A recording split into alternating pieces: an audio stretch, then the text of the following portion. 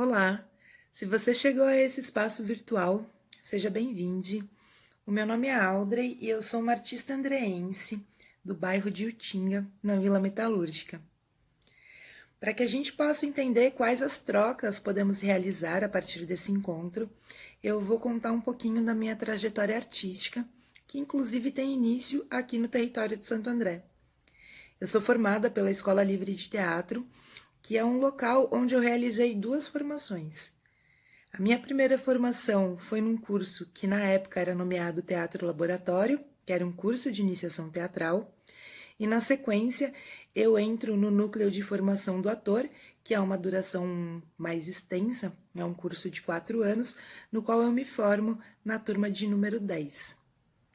Quando eu saio da escola livre, eu costumo dizer que eu começo a atender o chamado dos tambores, que era algo que já me chamava há anos e do qual eu não tive a oportunidade de realizar nenhuma aproximação até então.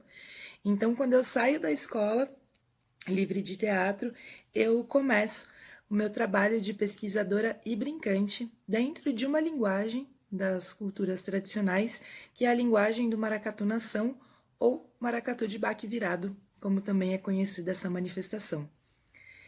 A minha primeira escola de formação dentro dessa linguagem é através do trabalho de formação realizado por alguns grupos existentes na cidade de São Paulo, e na sequência é através da aproximação junto das nações pernambucanas.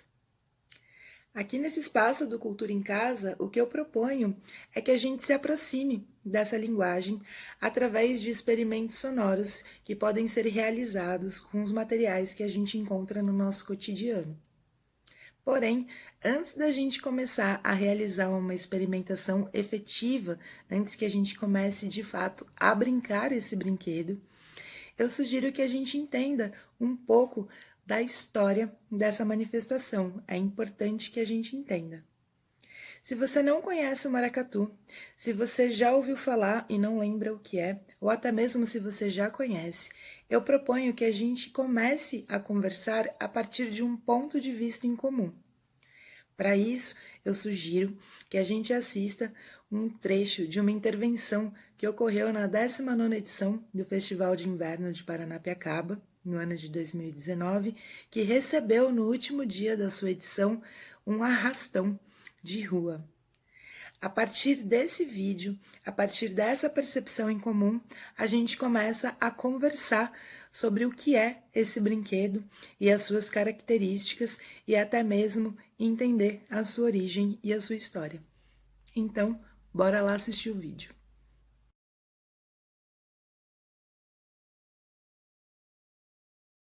Foi na beira do mar que eu vi o gunguear. Ele jurou bandeira, fogo, ele tocou clarim. Com seu exército todo, ele lutou por mim. Ele jurou bandeira, ele tocou clarim.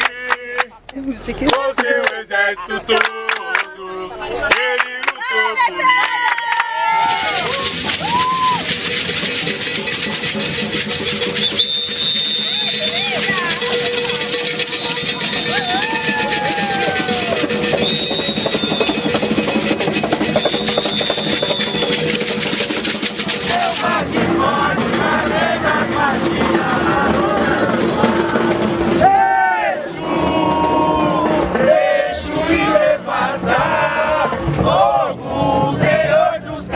Não nos deixa sozinho nesse caminhar. O Senhor dos caminhos não nos deixa sozinho nesse caminhar.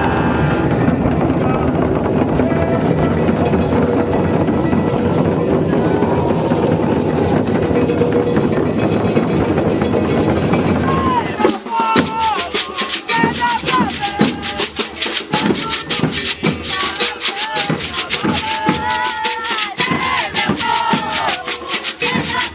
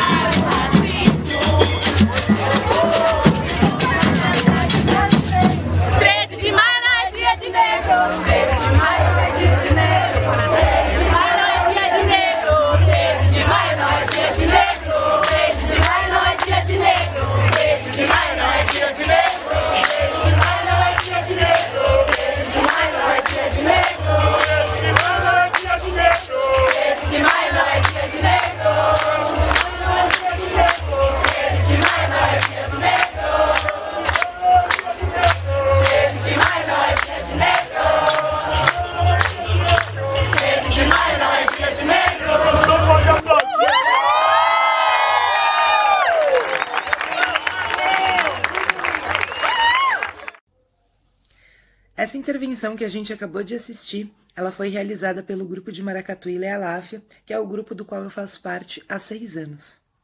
O Ilê Aláfia tem 20 anos de existência. Ele foi fundado no distrito do Jabaquara, que fica na zona sul da cidade, e tem como principal característica trabalhar desde a sua fundação com os elementos de dança e linguagem, que são os 2 elementos que compõem o maracatu-nação. Ao longo desse vídeo, nós vamos realizar uma aproximação junto a essas linguagens e entender melhor quais são as personagens que compõem a corte real do maracatu e também quais são os instrumentos que são utilizados na percussão. Porém, para além da música, eu vou direcionar o seu olhar para outros elementos que aparecem nessa intervenção e que são importantes de serem observados. O primeiro elemento é a rua. Essa intervenção acontece na rua, e a rua ela é característica dos brinquedos de cultura popular, pois é na ocupação da rua que ocorre a interação entre brincantes e entre o público, e é através dessa interação e dessa troca que a magia do brinquedo acontece. Não à toa é comum que a gente fale que cada apresentação é diferente uma da outra. Outro elemento que a gente pode perceber é a presença do canto.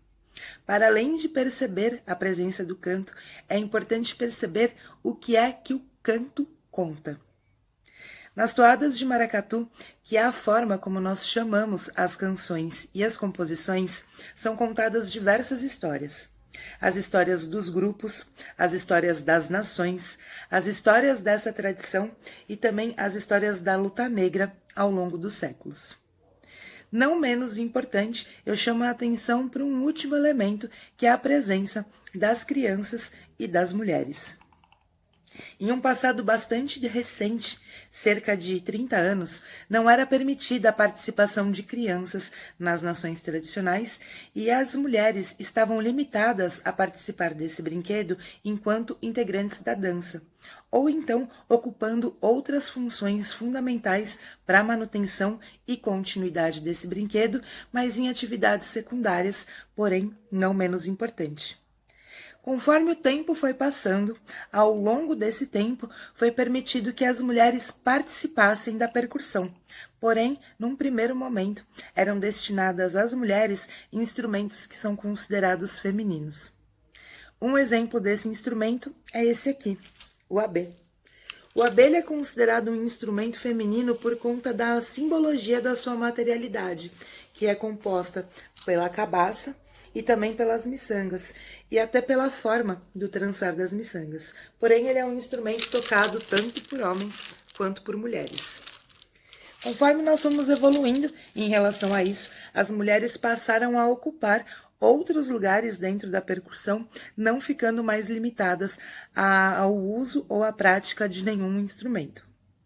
Como nós estamos falando de percussão e também estamos falando de evolução, é importante pontuar um acontecimento bastante recente. No ano de 2008, a mestra Joana Cavalcante, ela se torna a primeira mestra de maracatu a assumir essa função dentro do brinquedo de maracatu de baque virado. A função que ela assume é junto à nação do maracatu em Canto do Pina. No ano passado, em 2019, quem também assume essa função é a Karen Aguiar. Ela se torna mestra da nação do maracatu Leão Coroado, que historicamente é a primeira nação a aceitar uma mulher no batuque. Nós falamos das mulheres, agora nós vamos falar das crianças. A presença das crianças, ela se justifica pelo trabalho comunitário que procura envolver crianças e adolescentes não apenas nas atividades de formação da linguagem artística, que é a linguagem da dança e a linguagem da percussão, mas também na formação do seu desenvolvimento social. Dito tudo isso, eu tenho uma pergunta para te fazer. Se você precisasse descrever o maracatu, ou melhor, você vai descrever o maracatu através das impressões que a gente teve assistindo o vídeo juntos e também em relação a esses assuntos que eu coloquei agora. Como que você descreveria? É importante pensar que ele não tem uma resposta certa. Essa pergunta não tem uma resposta certa. E eu trago essa pergunta por um motivo. Existem várias descrições em relação ao maracatu, e essas descrições variam, porque elas correspondem a olhares diferentes que percebem coisas diferentes. Eu mesma acabei de fazer algumas observações em relação à intervenção que nós assistimos juntos, e pode ser que você tenha feito tantas outras observações em comum, ou não. Há descrições que focam no uso dos instrumentos e das musicalidades. Há descrições que focam em algumas personagens e na forma como elas se apresentam e na forma como elas dançam. E há descrições que remetem à tradição e à simbologia do que significa essa manifestação. Como eu disse, não existe uma definição correta e nem uma única. Mas existem aproximações que a gente pode realizar para melhor descrever essa manifestação, e quanto melhor a gente descreve, quanto mais assertivos nós somos, melhor a gente entende o que é que acontece nesse brinquedo. Por conta disso, eu te faço um novo convite, que é entender um pouco mais dessa história a partir do seu ponto de vista histórico. Vamos lá!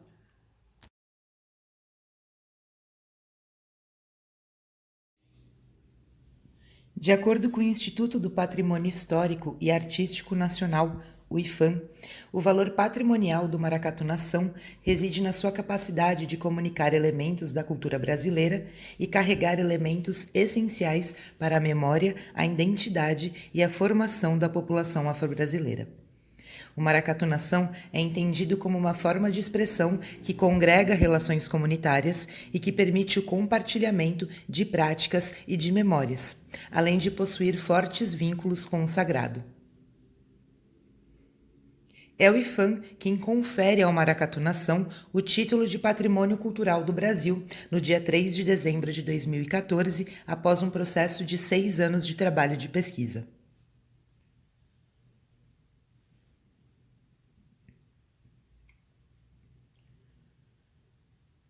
A palavra maracatu, ela não tem uma etimologia estabelecida e parece ter uma origem onomatopaica, ou seja, ela foi criada a partir de sons produzidos pelos tambores.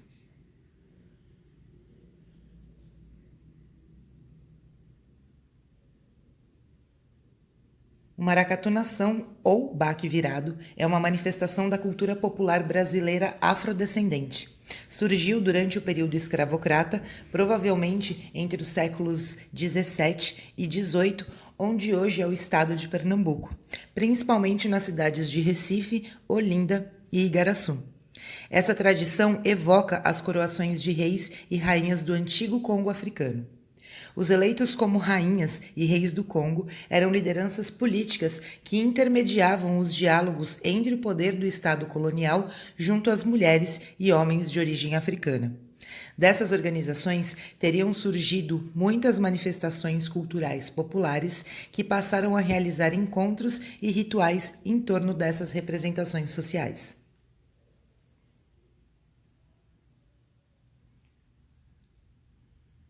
São muitas as personagens que compõem a corte real de um maracatu. Dentre essas personagens, nós destacamos as seguintes. A porta-estandarte com o estandarte. É ela quem leva à frente o nome do grupo ou da nação. Nós também temos as baianas. As baianas podem ser de chitão, baianas ricas, baianas brancas ou baianas de cor. Nós também temos os serviçais da corte e os escravos, e uma releitura referente a esses personagens, que é a ala afro. Nós temos as damas e os casais nobres, compostos por príncipes, princesas, conde, condessas, imperador e imperatrizes.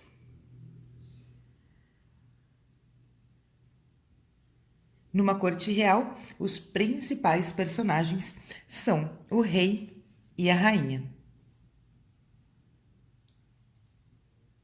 Outra personagem de bastante importância é a Dama do Paço. Ela tem como responsabilidade carregar a calunga, que é uma boneca feita de madeira, feita de cera ou de pano, que carrega toda a ancestralidade dessa tradição. E como uma corte de dança, não pode faltar o batuqueiro e também não pode faltar a batuqueira.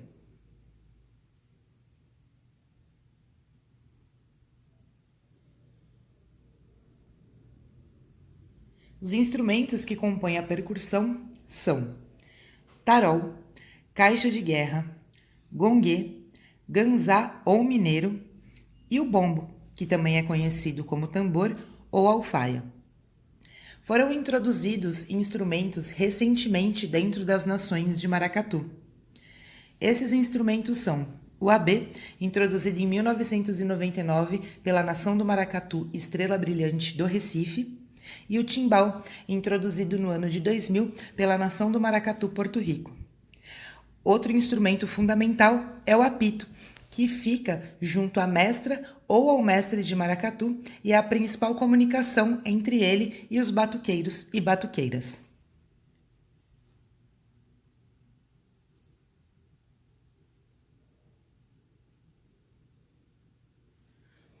O maracatu chega em São Paulo através da cena mangue ou movimento Mangue Beat.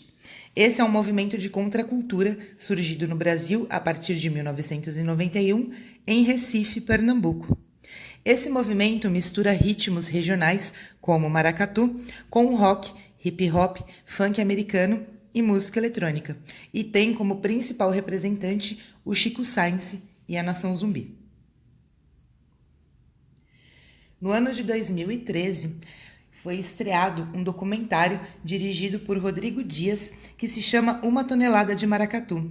E esse documentário, ele vem de encontro a essa afirmação, que foi o movimento Mangue Beat que impulsionou a criação dos grupos de maracatu aqui de São Paulo. Ele está disponível no YouTube, vale a pena assistir.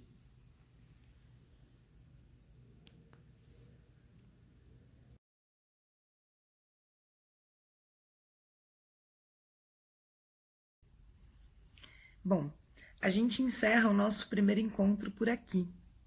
Todas as informações que eu trouxe, eu vou disponibilizar no final desse vídeo, através das bibliografias que foram consultadas. E eu também criei um e-mail, que pode ser a nossa fonte de comunicação, caso você tenha alguma dúvida, ou você queira dar alguma sugestão para o nosso próximo encontro. Enfim, esse é um espaço livre de comunicação. O e-mail é encontrosdemaracatu@gmail.com. Pode mandar mensagem que eu vou estar online e eu vou responder. Espero você no nosso próximo encontro virtual e, se puder, fique em casa.